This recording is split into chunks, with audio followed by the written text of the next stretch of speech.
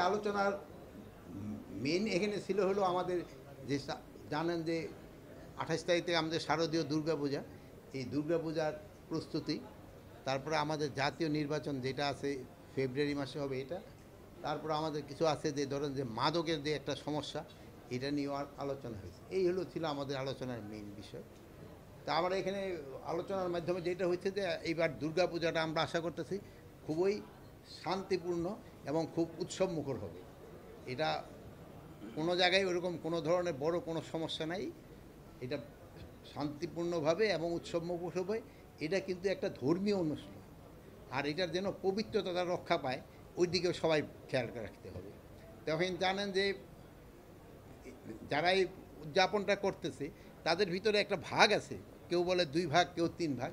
But যেহেতু এটা একটা ধর্মীয় অনুষ্ঠান, আমার মনে হয় এই ধর্মীয় উৎসবটা পালন করার জন্য কোনো ধরনের বাধা হবে না।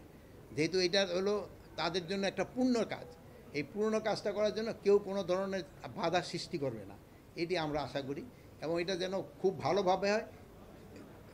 আমি অন্য ধর্মের সব ধর্মের লোকজনেরই বলবো এটা কোঅপারেট করে যে এটা খুব ভালোভাবে হয়ে যায় এবং এটা শান্তিপূর্ণভাবে হয়ে যায় এবং ধর্মীয় পবিত্রতা রক্ষা করে যেন এটা হয়। এটা পবিত্রতা কিন্তু রক্ষা করতে হবে। এই ছিল আমাদের আলোচনা। আর ইলেকশনের ব্যাপারে আমাদের কিছু কিছু আলোচনা হয়েছে যে ইলেকশনটা যেহেতু ফেব্রুয়ারি মাসের ইলেকশন, এটার জন্য কিছু কিছু কী প্রস্তুতি, এক একজনের এক এক ধরনের সাজেশন ছিল, ওটি শোনা। যেহেতু সব সাজেশন তো এখানে আলোচনা হয়েছে, হয়তো আমি আবার উপরে যারা আছে তার কাছে হয়তো আলোচনা করতে পারবো, তারপরে হয়তো যেটা একটা সলিউশন আসবে ওইটা আপনাদের হয়তো জানাই দেবে। এখন আপনাদের যদি কোনো প্রশ্ন থাকে বলতে পারেন। তো আপনারা দেখলে আপনারা ভাই অনেক আসছেন, তা কী অবস্থা এখানকার পূজার আপনারা এখন একটু বলেন দিই। সবসময় তো খালি আমরা কথা কই, এখন আপনারা একটু বলেন পূজার কী পরিস্থিতি কী?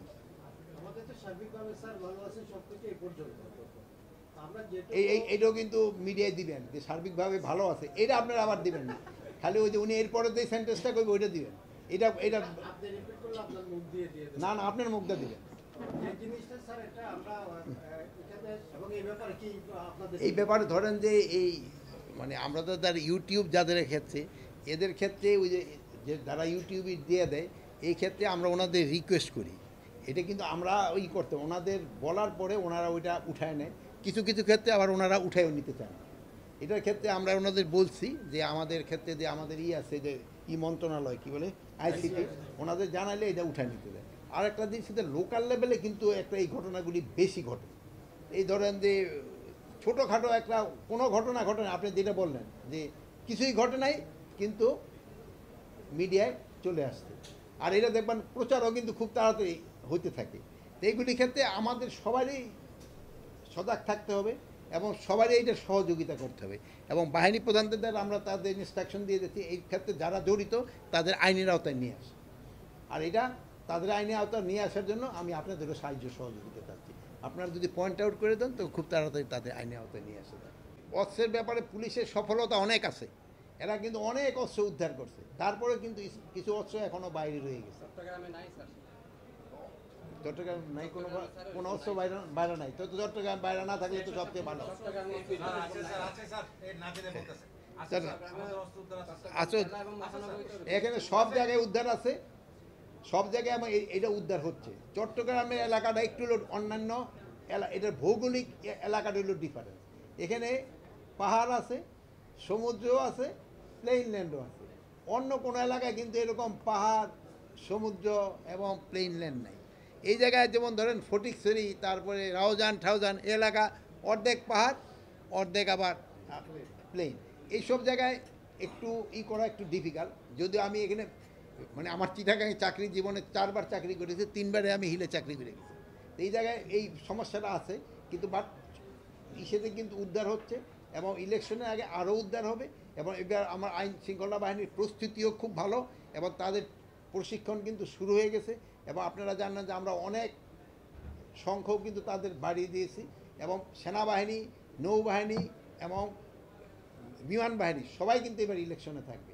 এখন ধরো মাঠে 30,000 মতো আছে সেনাবাহিনী, ওই সময় প্রায় 1 লাখের মতো থাকবে সেনাবাহিনী, নেভি থাকবে, এয়ারফোর্স থাকবে এবং আমাদের তো পুলিশ আছে, বিজিবি আছে, আনসার আছে, কোস্টগার্ড আছে, র্যাব আছে, তা তারপরে তো সর্বোপরি প্রশাসন রয়ে গেছে। বাট নির্বাচনটা তো শুধু আইন শৃঙ্খলা বাহিনীর উপরে নির্ভর করে না, নির্বাচনটা নির্ভর করে জনগণের উপরে। জনগণ কিন্তু এর হলো মেইন। জনগণ যদি নির্বাচনমুখী যে সময় হয়ে যাবে সে সময় এটা কেউ আটকাতে পারবে না। আর তারপরে হলো রাজনীতি দলগুলির ভিতরে তাদের যদি একটা মতৈক্য হয়ে যায় তবে কিন্তু নির্বাচনটা করতে কিন্তু সবাই সুবিধা হয়। তারপরে রয়ে গেছে ইলেকশন কমিশন, তাদের একটা আইন টাইন করবে, এটার উপরে নির্ভর করে, তাদের ট্রেনিং নির্ভর করে। তারপরে আমাদের যে বসা আছে প্রশাসন, তাদের একটা ভূমিকার উপরে নির্ভর করে। তারপরে রয়ে গেছে হলো আইন শৃঙ্খলা বাহিনী। সবাই সম্মিলিত প্রচেষ্টা কিন্তু নির্বাচন। আর সর্বোপরি রয়ে গেছেন আপনারা সত্যি ঘটনাটা যদি দেন, দেখেন প্রথম দিকটা কিন্তু আমাকে পার্শ্ববর্তী দেশ অনেক উল্টাপাল্টা খবর দিত, আপনারা কিন্তু এটা কাউন্টার করায়, আপনারা সত্যি খবরটা দেওয়ায় কিন্তু এখন কিন্তু তাদের সংখ্যা কমে গেছে। বাট এই পুজো উপলক্ষে কিন্তু তারা আবার করা শুরু করবে। আমি আপনাদের অনুরোধ করব, আপনারা আগে যে ভূমিকাটা পালন করছেন এবার ওইভাবে করবেন এবং তাদের কাউন্টার করবেন এবং জনগণ যেন সত্যি ঘটনাটা পায় ওইটার ব্যবস্থা করবেন। এবার আমি ডিসিএসপি এবং এদেরও সবাইকে বলছি, ঘটনা ঘটার সাথে সাথে সত্যি ঘটনাটা আপনাদের কাছ থেকে যেন প্রকাশ করে দেয়। ওই সত্যি ঘটনাটা প্রকাশ না করলে এইটা সেই সময় বিভিন্ন ধরনের গুজব সৃষ্টি হতে থাকে। আমার নাম মুজিব, আমি ডিবিসি নিউজে কাজ করি। আপনাকে সীমান্ত নিয়ে প্রশ্ন করতে চাই। আপনি হয়তো আপনার নলেজে আছে কিনা জানেন, রোহিঙ্গা ক্যাম্পে 10টার বেশি সশস্ত্র সংগঠন হচ্ছে রোহিঙ্গাদের মধ্যে। আমরা ইতিমধ্যে বেশ কয়েকটি রিপোর্ট করেছি রোহিঙ্গা ক্যাম্পের সন্ত্রাসী সংগঠনগুলো নিয়ে। ইতিমধ্যে আমরা খবর পেয়েছি সেখানে রোহিঙ্গাদের সাথে আরাকান আর্মির এক ধরনের গোলাগুলির ঘটনা ঘটছে, সীমান্তে সেটি খবর পাওয়া যাচ্ছে। সেই গোলাগুলির ঘটনা বা সেই সমস্যা যদি প্রকট হয় তাহলে বাংলাদেশের স্ট্যান্ড এই জায়গাটা কি হবে? এখানে ধরেন যে আপনারা তো জানেন যে মিয়ানমার বাহিনী যেটা আছে, যেটা আপনারা বলেন কি বাট আমি এটা বলি মিয়ানমার সেনাবাহিনী, যেটা তারা কিন্তু বর্ডার এলাকায় এখন আর নাই। এটা পুরাটা কিন্তু আরাকান আর্মি দখল করে নিয়েছে। এখন মিয়ানমার আর্মির সাথে আরাকান আর্মির একটা যুদ্ধ চলছে। এখানে আমাদের আরএসও রয়ে গেছে, প্লাস আরসা রয়ে গেছে। তাদের ভিতর ওই এলাকাটা একটা সমস্যা এলাকা। বাট আমাদের আইন শৃঙ্খলা বাহিনী কিন্তু ওখানে মোটামুটি ভালো কাজ করতেছে, পরিস্থিতি মোটামুটি একটা নিয়ন্ত্রণের ভিতরেই রাখছে। কিন্তু যেগুলো তাদের যে ইন্টারনাল সমস্যাগুলি অনেক সময় আমাদের এখানে, যেমন প্রতিবেশীর কোনো একটা ঘটনা আছে পাশে, যেমন আসা পড়ে এইটা, এই জন্য ধরেন যে মিয়ানমার যে আরাকান আর্মিটা, এটা কিন্তু বেঁচে আছে এই মাদকের উপরে। এই মাদকের প্রচুর মাদক আসে, আর এই মাদকের পরিবর্তে আমাদের এখান থেকে কী যাচ্ছে, চাউল, ছাড়, তারপরে আপনার ঔষধপত্র এবং অন্যান্য প্রয়োজনীয় যে এইগুলি, এটা আমরা আলোচনা হয়েছে, এইগুলি যেন না যেতে পারে এবং এই মাদক যেন কোনো অবস্থায় আসতে না পারে। মাদকটা কিন্তু একটা চিন্তা করেন, এটা কিন্তু আমাদের পুরা সমাজটা নষ্ট করে দেবে। আর এই এলাকায় কক্সবাজারে বেল্টেই তো আমাদের সবচেয়ে, অন্যান্য বেল্ট দিয়ে আসে না তা না, কিন্তু এই এলাকাতে কিন্তু সবচেয়ে বেশি আছে। এই জন্য আমরা এখানে ফোর্সের সংখ্যাও বাড়িয়েছি এবং আমরা আশা করি যে এটা আস্তে আস্তে কমে আনবে। আমার মনে হয় মাদকের সমস্যাটা কিছুটা কমে আসছে, এলিমিনেট হয়নি, এটা সত্যি।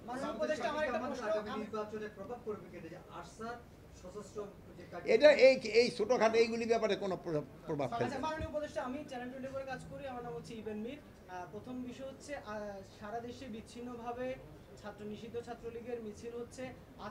আজকে চট্টগ্রামেও হয়েছে একটি, এভাবে সারা দেশে হচ্ছে। এই বিষয়টি নিয়ে আসলে আপনি যেটা বলছেন একটা সত্যি কথা বলছেন। আজকে ঢাকা হয়েছে, এই কিছুক্ষণ আগে ডিভিশনাল কমিশনার ঢাকা আমার রিং করছিল, অনেকের কিন্তু আইনের আওতায় নিয়ে আসা হয়েছে, অনেকের আইন। তারপরেও আবার আছে যে তারা আইনের আওতায় নিয়ে আসার পর আবার তারা জামিন পেয়ে যায়। বাট আমরা চেষ্টা করতেছি এরা যেন সহজে আর জামিন না পায়, এই ব্যবস্থা করার জন্য। মিছিলের সংখ্যা বাড়বে, সেই সময় প্রচুর মিছিল হবে, বাট এই মিছিল হবে না। সেই সময় অন্যান্য সবাই মিছিলের জন্য বের হয়ে যাবে, সেই মিছিলের সংখ্যা কিন্তু বেড়ে যাবে, এটা আমি বলতে পারি। বাট এই যে এখন যারা ছোটোখাটো মিছিল করে, এইগুলি হবে না। স্যার, আপনি যে কথাটা বলেছেন যে আজকে একটি ছোটোখাটো বিষয়, কিন্তু আমরা যেটা দেখেছি ইন্টারন্যাশনাল ক্রাইসিস গ্রুপ কিছুদিন আগে একটা রিপোর্ট করেছে, সেখানে আশঙ্কা করা হয়েছে যে রোহিঙ্গা ক্যাম্পগুলোতে ডিসেম্বর নাগাদ হচ্ছে সশস্ত্র সংগ্রামের একটা ডাক দেওয়া হয়েছে। এটা হয়তো আমাদের এইরকম শোনেন, এইরকম অনেকে অনেক কিছুই বলে। শোনেন, আমরা এই ব্যাপারে সজাগ আছে, আইন শৃঙ্খলা বাহিনী এই ব্যাপারে সজাগ আছে, প্রশাসন এই ব্যাপারে সজাগ না। রোহিঙ্গা ব্যাপারে বাংলাদেশের কোনো থ্রেট নাই, বাট আমাদের হলো চেষ্টা যত তাড়াতাড়ি তাদের তাগো দেশে পাঠায় দেওয়া। যত তাড়াতাড়ি আমরা পাঠায় দিতে পারবো, আমাকে সমস্যার সমাধান হবে। গত বছর একটি দুগ্ধ মণ্ডপে ইসলামী সঙ্গীত পরিবেশন নিয়ে একটা বিতর্ক সৃষ্টি হয়েছিল। এই বছর এই ধরনের কোনো মানে এই ধরনের বিতর্ক সৃষ্টি হওয়ার কোনো আশঙ্কা আছে কিনা তার জন্য আমি তো কোনো আশঙ্কা দেখছি না, বাট এই ক্ষেত্রে যেহেতু আপনারাও কিন্তু লোকজনদের করবেন, এই সজাগ করবেন। এটা যেহেতু একটা ধর্মীয় অনুষ্ঠান, ধর্মীয় ভাব গাম্ভীর্যপূর্ণ যেন এই জিনিসটা হয় এবং এটার যেন পবিত্রতা রক্ষা পায়।